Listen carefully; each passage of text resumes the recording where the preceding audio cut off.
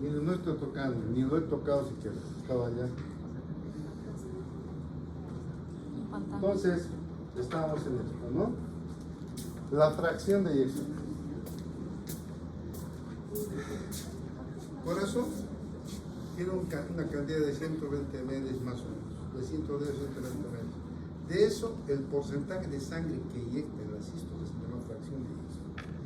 Entonces, si se expulsa de 50 a 70%, es una fisiología normal. Ese corazón está bien, ustedes lo tienen así. Yo debo estar bien, por eso gracias a Dios estoy aquí con ustedes.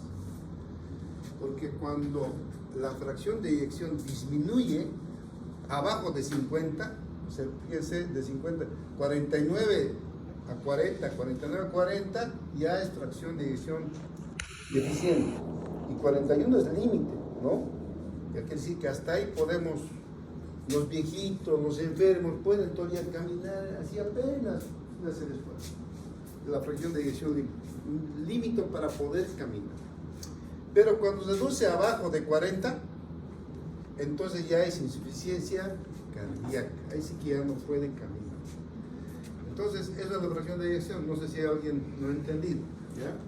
Creo que está claro, ¿no? Cualquier duda, me dicen. ¿Ya?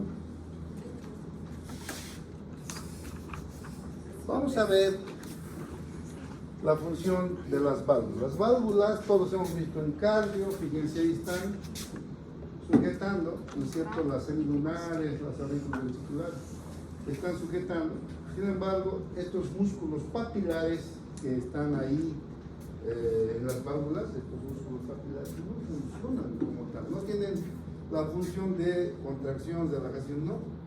Las válvulas semilunares, esos que están agasando, simplemente ¿para qué? Para que la válvula no protruya al otro lado. Es una cosa, agasa, es como un límite nada más. Para eso no sirven las válvulas semilunares. Entonces, tenemos tricúspide y mitral. Ahí está tricúspide y mitral, ¿no? Y se abren y cierran pasivamente por la contracción ventricular. Los papilares, los músculos papilares no se contraen. Están solamente para evitar la protrusión de las válvulas. Si no hubiera los músculos, se saldrían al otro lado. Si nosotros lesionamos aquí uno de estos, que es lo que sucede en la fiebre reumática, el microbio viene y los rompe esos músculos papilares, entonces esto se sale al otro lado y aparece insuficiencia mitral. Entonces, eso es lo que hacen las válvulas, ¿ya? Cuando las válvulas se cierran, producen vibración. Aquí está, primer ruido, tricúspide y mitral se cierran. Segundo ruido, las semilunares, pulmonar y aórtica se cierran. Entonces, eso es lo que produce el primer y segundo ruido cardíaco, que lo vamos a, ustedes lo van a ver más que todo en semiología. Es todo un estudio. Y ahí vienen los tonos cardíacos. Por eso usamos el estetoscopio. El estetoscopio, miren, yo no sé, el estetoscopio es una bendición de Dios. Solo con estetoscopio se puede hacer mucho. El estetoscopio nos sirve para valorar la frecuencia cardíaca, nos sirve para escuchar ruidos cardíacos, soplos, para escuchar el pulmón, el abdomen. No podíamos hacerlo sin el estetoscopio. Por eso es vital que todo el mundo se compre el estetoscopio, lo mejor que tenemos. A veces se van, qué sé yo, bailaremos, saltaremos, ¿cuánto la cota? 500 o 1000, ¿no? Y dan cota para el gurí. Y para su estetoscopio que cuesta 500, ahora se bajaba alto el estetoscopio ese, el Ligma, que es el mejor, ahora se ha reducido alto, está con 500 y menos todavía. Se compran el de 20, 30, cómprense lo mejor, por favor, quiero verlos a ustedes con un Ligma, que es lo mejor. ¿Ya? Imaginen que han ido a alguna parte y han malgastado dinero. Entonces tenemos los famosos ruidos, que es loop, dup, ¿no? Loop, válvulas auriculoventriculares, dup, válvulas semilunares. Loop, dup, loop, dup, loop, dup, y ahí están los ruidos que podemos escuchar. Esto lo van a ver en serio. Aquí está lo que se cierra y lo que provoca los ruidos cardíacos. Aquí está ¿no es cierto?, los tonos cardíacos, que se puede escuchar un tercer y cuarto ruido con el fono audífono, se puede escuchar un tercer y cuarto, que está solamente para que simplemente sepan que hay un tercer y cuarto que nunca se escucha en la práctica clínica. Vamos a ver el gasto cardíaco. ¿Qué es gasto cardíaco? Cantidad de sangre que es bombeada por el corazón en un minuto. Pues la cantidad normalmente 5 litros por minuto. Aquí está la cantidad de sangre que uno bombea por minuto, 5. Esa cantidad obviamente va a variar si uno hace ejercicio. Si uno hace ejercicio, entonces el gasto cardíaco va a aumentar. Generalmente el gasto cardíaco, hemos dicho ya la anterior vez, en los jóvenes es menor que en los adultos mayores. Los adultos mayores el gasto cardíaco es mayor, en los menores no. ¿Por qué? Me refiero al reposo. En el reposo, los menores, o sea, los jóvenes de ustedes, su gasto cardíaco es menor, porque su corazón no necesita en el reposo bombear mucho. En cambio, los adultos mayores ya no hacen ejercicio, entonces su gasto cardíaco siempre es mayor y es más estable. Bueno, no sé si alguna duda me dicen ya del gasto cardíaco. El gasto cardíaco, van a escuchar mucho de eso en el próximo año. Fíjense, un atleta, lo que decía, ¿no? 50 pulsaciones por minuto, un sedentario 70. El reposo tendrá menos gasto que un adulto sedentario, lo que les decía. ¿Y de dónde viene matemáticamente el gasto cardíaco? Del volumen sistólico por la frecuencia cardíaca. Entonces, ahora vamos a ver de dónde sale eso, ¿ya?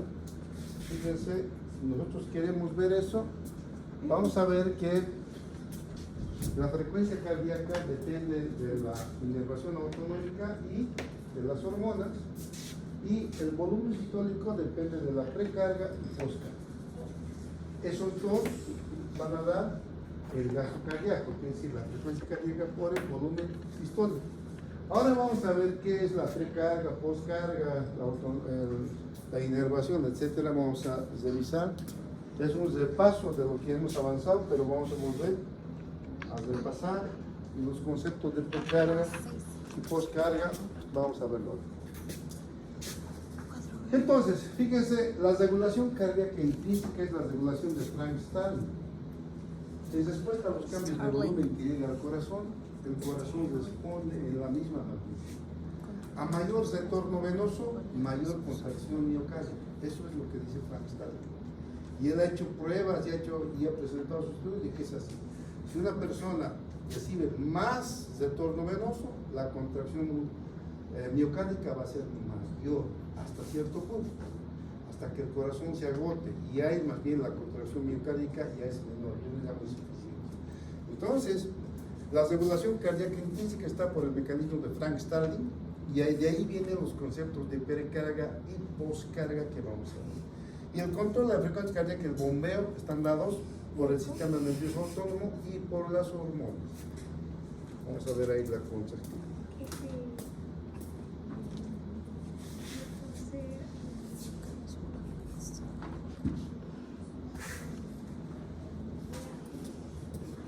Aquí está el mecanismo de Frank-Starling. El corazón se adapta a los volúmenes que le llega de las venas para la contracción. Es proporcional. Cuanto mayor es el incremento sanguíneo que llega al corazón, mayor es la contracción miocárdica. Entonces, de aquí viene una fuerza. Si tenemos mayor retorno venoso, aumenta el volumen, ¿no? Y eso se llama precarga. Ahorita vamos a ver lo que es la precarga y poscarga.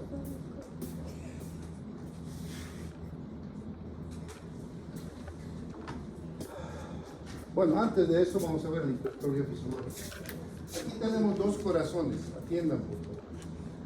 Aquí tenemos dos corazones. Los dos están hipertrofiados. Este tiene una hipertrofia y este tiene una hipertrofia. La hipertrofia cardíaca fisiológica es la que tienen todos los jóvenes deportistas. Los jóvenes deportistas, atletas, futbolistas, tienen hipertrofia fisiológica cardíaca. Quiere decir que su corazón es más grueso de lo normal. El corazón se adapta por el mecanismo de Frank-Starling va a ir contrayendo cuanto mayor volumen tiene y aumenta el volumen del grosor del músculo cardíaco, ¿no? Pero eso es funcional. Cuando el joven deja de ser atleta, el corazón se adapta a menor requerimiento y disminuye el grosor del músculo cardíaco. Es funcional, fisiológico. Pero tenemos la hipertrofia que no es fisiológica, la hipertrofia patológica. La hipertrofia patológica se caracteriza porque también hay un incremento de la fibra miocárdica, es respuesta a una sobrecarga, es respuesta a un mayor esfuerzo cardíaco. El problema es que la hipertrofia patológica generalmente es disforme. El ventrículo izquierdo puede ser más grueso y el ventrículo derecho normal, porque en la hipertrofia patológica se hipertrofia un lado nomás o el otro lado, una cosa. La hipertrofia patológica da menor rendimiento cardíaco, porque ustedes ven aquí la cantidad de sangre y la hipertrofia fisiológica es acorde con la necesidad. O sea, aquí la cantidad de sangre, aunque hay una hipertrofia, es menor, entonces ya empieza la insuficiencia. La hipertrofia patológica entonces es muy diferente de la hipertrofia fisiológica. La hipertrofia fisiológica es de los jóvenes, es reversible, es funcional, es adaptativa y no hay ningún problema, ninguna patología, puede volver a lo normal, el corazón se adapta. En la hipertrofia patológica el corazón se adapta, pero alterando el funcionamiento cardíaco. La cantidad de fracción de eyección disminuye, ¿no es cierto? Un lado aumenta más que el otro, origina alteraciones cardíacas de diversa índole que ustedes van a estudiar en la clínica. No sé si hay alguna pregunta de esto. Vamos a avanzar antes de irnos. El mecanismo de Frank Starling. Ese es el fisiólogo. Fíjense, en 1941 ya hizo sus estudios este gringo que nos ha dado un gran aporte a la medicina, y él ha hecho estudios fisiológicos del corazón y ha visto que el volumen sistólico es proporcional al volumen de la diástole. Si en la diástole llega mayor cantidad de sangre, la sístole es mayor, y eso él ha ido comprobando hasta que ha llegado a un límite. Aquí hay mayor volumen, mayor contracción, mayor volumen, mayor contracción, mucho mayor volumen y ya la contracción deja de ser mayor. O sea, hay un límite en el cual el corazón llega a un punto en el cual la respuesta no es el mecanismo de Frank Starling simplemente nos dice que cuando hay aumento de volumen hay mayor contracción. Esto ya es patológico, ya no es mecanismo de Frank Starling, es cuando el corazón ya cuando se le da demasiado es insuficiente para responder, y ahí el mecanismo de Frank Starling ya está a un lado, ¿ya? En tanto nosotros estamos dentro de límites fisiológicos, se cumple la ley de Frank Starling. O sea, ustedes, todo el tiempo Frank Starling.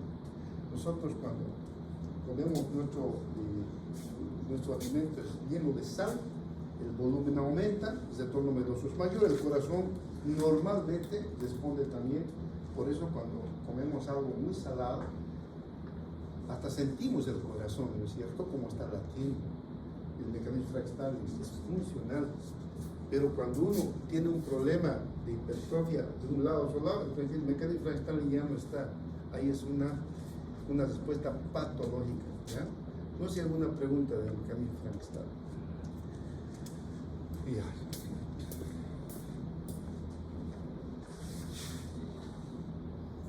Entonces, vamos a ver a esto, que se llama la precarga, la poscarga. La precarga es la tensión pasiva del ventrículo cuando llega la sangre y el retorno venoso. Entonces, cuando hay un aumento de volumen que llega al corazón, la precarga aumenta. Y la poscarga es la resistencia o la carga contra la cual se contrae el corazón. Es la fuerza que tiene que ejercer el corazón para vencer una resistencia, ¿cierto?, para expulsar la sangre. Eso es la poscarga. Entonces, todo lo que llega, el aumento de volumen, ¿cierto?, que el aumento de osmolaridad todo lo que se relaciona con un mayor retorno venoso, estamos hablando de precarga. Y todo lo que el corazón tiene que vencer para poder realizar el funcionamiento, para poder expulsar la sangre, se llama poscarga. Entonces, estos dos conceptos los tengo aquí también para que se quede más claro. Aquí está la precarga y poscarga. La precarga, claro que está en relación a la ley de Frank-Starling. La ley de Frank-Starling dice a mayor retorno, mayor contracción. Por eso la precarga es el grado de estiramiento máximo de la tensión ventricular al término de la diástole. Entonces se produce la contracción, ¿cierto? Y la poscarga está según la ley de Laplace, que dice que cuanto mayor es el radio de un conducto, la fluidez es mayor. Y cuanto menor es el radio, hay mayor resistencia. Entonces, esos son los dos tipos, ¿no? Cuando el corazón, digamos, hay hipertensión arterial, el radio del vaso es menor. Para poder llenar y pasar eso, el corazón tiene que realizar mayor esfuerzo. Entonces la poscarga es mayor. Esto repásenlo tanto conmigo, váyanse al libro también y vean objetivamente estos conceptos, que quede claro, ¿ya? No me interesa mucho la memoria aquí, sino que entiendan a qué se refiere la precarga y a qué se refiere la poscarga. Porque van a ver el próximo año la poscarga y simplemente dicen poscarga. Y ustedes ya van a saber qué es poscarga. Un poquito más de él, por favor. La contractilidad se refiere a la capacidad de acortarse y de generar fuerza independiente de la elongación, independiente del estímulo, independiente de todo. Es una propiedad inherente al músculo cardíaco. Él se va a contraer, ¿no? Independiente del estímulo del simpático, lo que sea, el músculo cardíaco tiene la capacidad de contraer. Se llama contractilidad. Esto va a permitir al corazón adaptarse, ¿no? Responder a los estímulos. Gracias a la contractilidad, entonces nosotros podemos estimular con el simpático, con hormonas, podemos estimular nosotros con medicamentos, etcétera, etcétera. Pero normalmente está regulado por el sistema nervioso autónomo y también por Frank-Starling, etc. Aquí vamos a quedar. ¿Cuáles son los determinantes de la función cardíaca? La precarga, poscarga y la contractilidad. Aquí está lo que hemos hablado, ¿no es cierto? La frecuencia, la moler y el retorno venoso en la precarga, el radio del conducto, el grosor, el grosor en la poscarga, y la contractilidad tiene que ver con el pH. Aquí es a la propiedad del corazón. El corazón va a responder si el pH es normal, si tiene la cantidad de calcio, si hay una buena masa contráctil viable, porque si no pasa eso, entonces el minotropismo o contractilidad va a variar. Eso nos van a dar que el volumen latido, por la frecuencia cardíaca, vamos a dar el gasto. Cuando el gasto lo juntamos con el space, vamos a dar la presión. Eso vamos a ver mañana. Mañana no, el día miércoles, ¿ya?